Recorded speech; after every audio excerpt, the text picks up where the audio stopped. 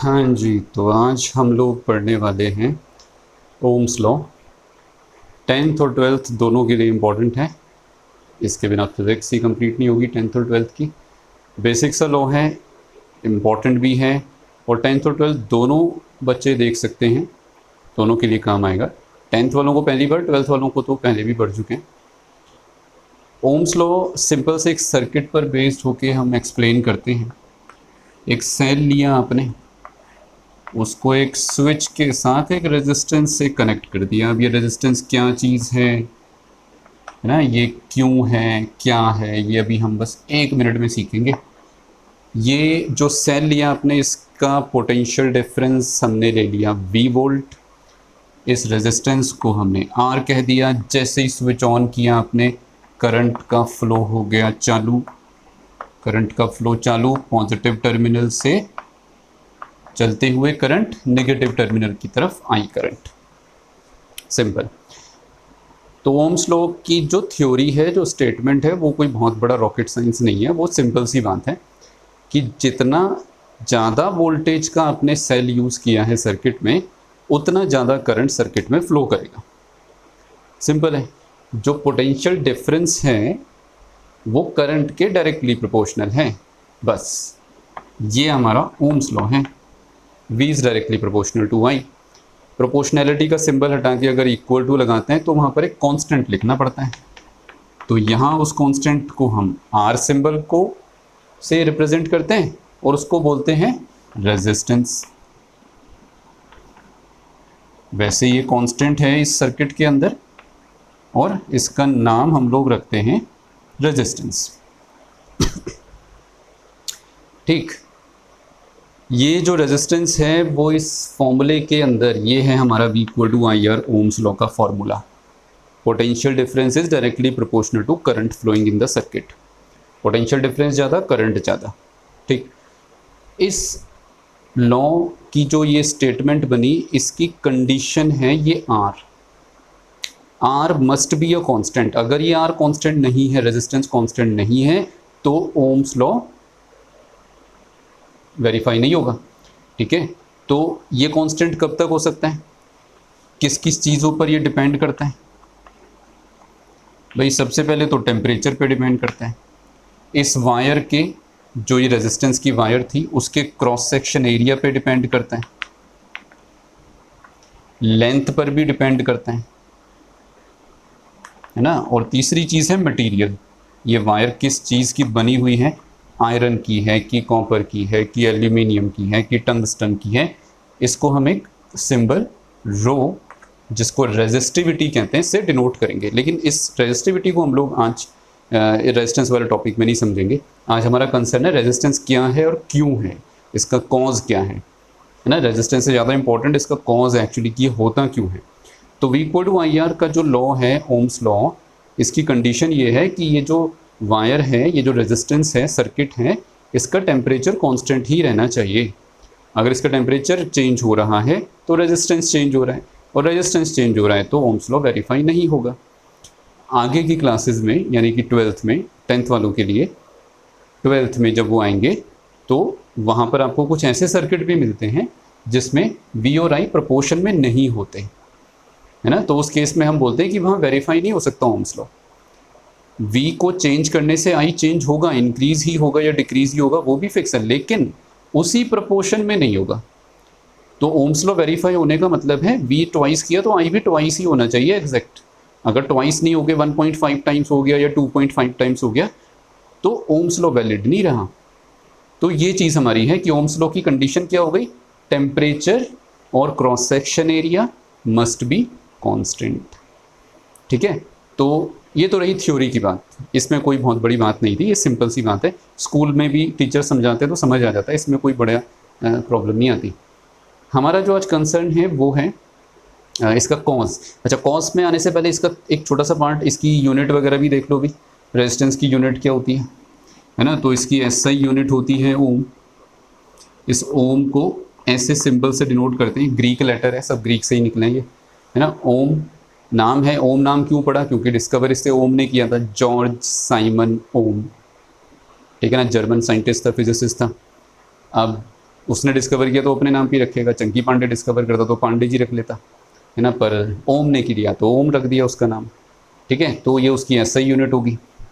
अच्छा, अब कॉज पे आते हैं भाई सीधा, मेन हमारा जो आज पॉइंट है वो कॉज है कि रेजिस्टेंस का कॉज क्या होता है, ये रेजिस्टेंस होता ही क्यों है, आखिर क्यों है ये रेजिस्टेंस।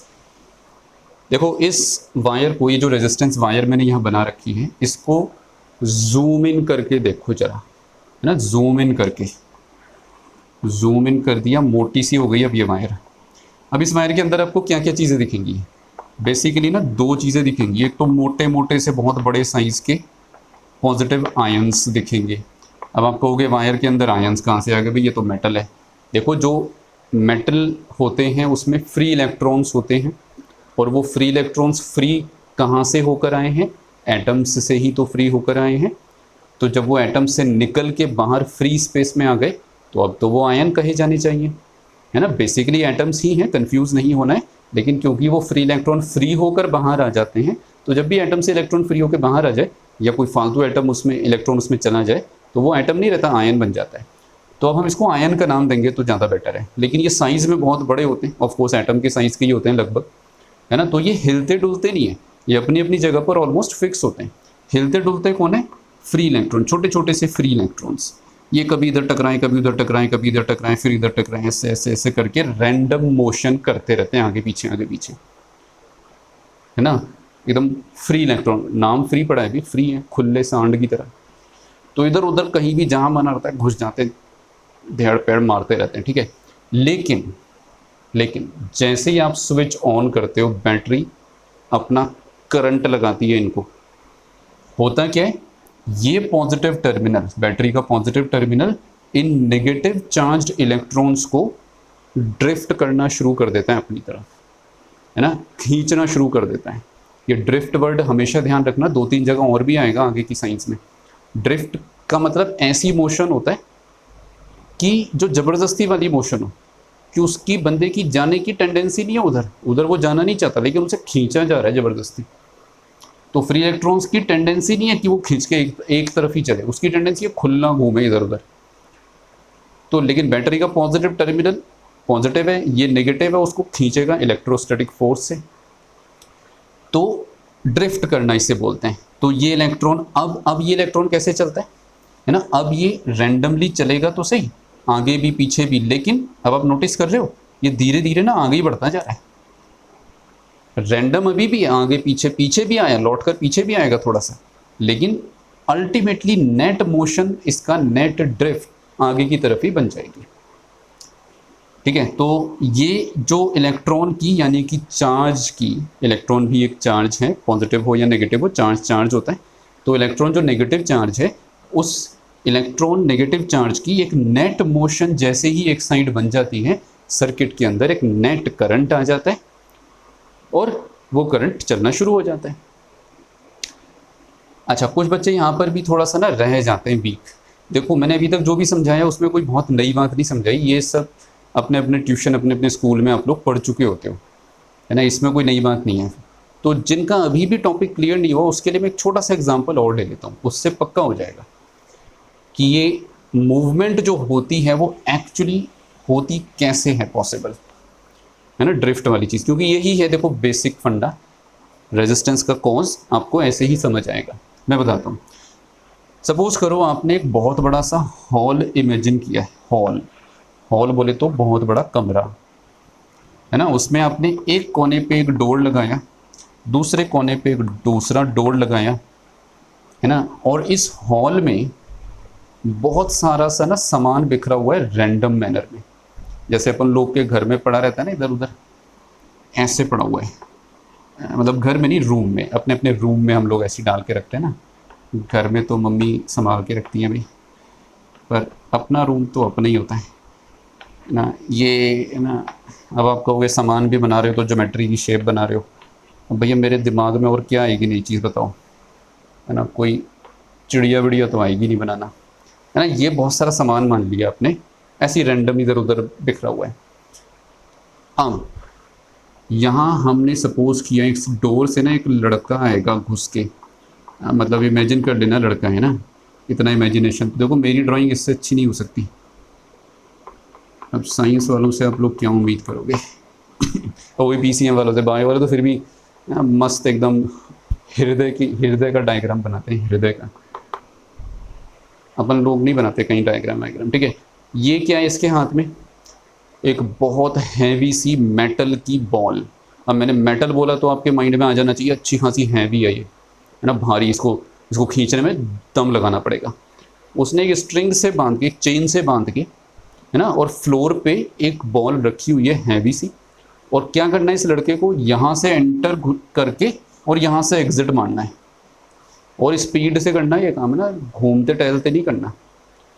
तो होगा क्या अब आपका, जैसे ही ये लड़का यहाँ एंटर करके इधर भागने की कोशिश करेगा, है ना, तो उसका रास्ता कुछ ऐसे कुछ ऐसे कुछ ऐसे कुछ ऐसे ऐसे ऐसे करके वो बाहर निकलेगा।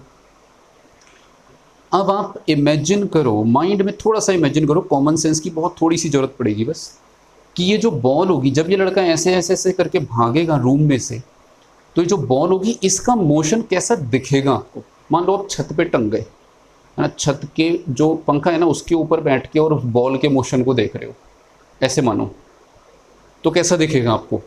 ये बॉल जब इधर आएगी ना, जैसे ही वो भाग के इधर आएगा, वो इससे टकराएगी बॉल, फिर इससे टकराएगी, फिर इससे टकराएगी, फिर इससे टकराएगी, फिर ऐसे टकराएगी, ऐसे ऐसे ऐसे ऐसे। अब ये जो मोशन होगा ना, इसको अगर आप छत पे बैठे बैठे प्लॉट कर दो ना, ड्राइंग बना दो इसकी, ऐसे आई फिर ऐसे गई, फिर ऐसे आई फिर ऐसे गई, लगभग लगभग ना यही मोशन होगा फ्री इलेक्ट्रॉन का स्विच ऑन होने के बाद। जैसे स्विच ऑन होगा, बैटरी का पॉजिटिव टर्मिनल उनको छोड़ेगा नहीं, पकड़ के रखेगा। जैसे इस लड़के ने स्ट्रिंग को छोड़ा नहीं, अगर वो चेन उसने छोड़ दी होती तो गया, फिर वो स्विच ऑफ हो गया फिर बैटरी का, मान लो। तो इसने छोड़ा नहीं, भागता रहा, उसको पकड़ के खींचता रहा, वो इधर उधर टकराती रही लेकिन आगे ही चलती रही, और फाइनली पॉजिटिव टर्मिनल में से अंदर एंटर कर गई। तो ये मोशन होता है हमारा फ्री इलेक्ट्रॉन का मोशन। देखो वीडियो आज मुझे छोटा ही रखना था, है ना, छोटी सी बात समझाने के लिए छोटा वीडियो काफ़ी है, लंबी कहानी 1-2 घंटे की नहीं बनानी इसकी। आप लोग ऑफ कोर्स मुझे ज़रूर बताएं कि वीडियो कैसा लगा। कमेंट तो ज़रूर ही करें, शेयर करें, सब्सक्राइब भी करें, लाइक भी करें, और थैंक यू।